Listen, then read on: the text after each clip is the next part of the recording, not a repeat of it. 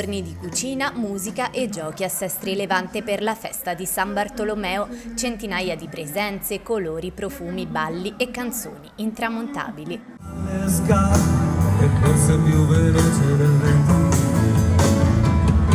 La prima serata è iniziata sabato con una degustazione di piatti tipici liguri nel campo parrocchiale. Ognuno ha il suo ruolo e secondo me è la cosa più bella di questa festa. Apprezzati in particolar modo i fritti croccanti, non troppo unti e cotti proprio al punto giusto.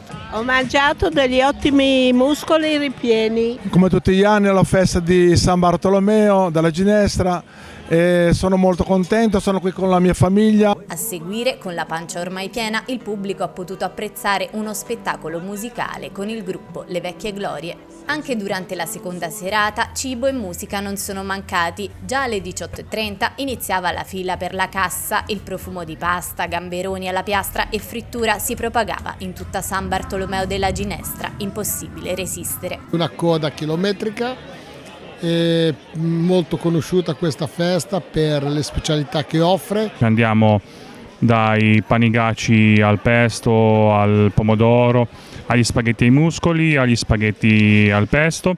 Abbiamo la frittura di totani, le seppie in zuppetta. Stamattina abbiamo preparato tanti di quei calamari che dobbiamo servire tutto San Bartolomeo. Circa 70 ragazzi e sono divisi quelli delle superiori che sono 41-42 che si occupano di andare dai tavoli, servire, prendere le ordinazioni e portare da mangiare.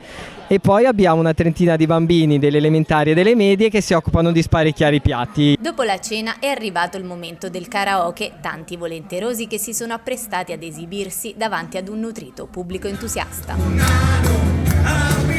A conclusione della festa, ecco che arriva la rinomata gara di Castelli di Sabbia a Riva Ponente e la cena per tutti con tombolissima e ricchi premi. 3 serate che hanno animato la zona in modo semplice, divertente e giocoso, tutti elementi che consolidano questa comunità unita, prezioso bene per la diocesi. È la bellezza di questa festa, che è una grande famiglia che si ritrova insieme. Si passa una serata insieme nel clima bello, familiare di quello che è appunto essere chiesa.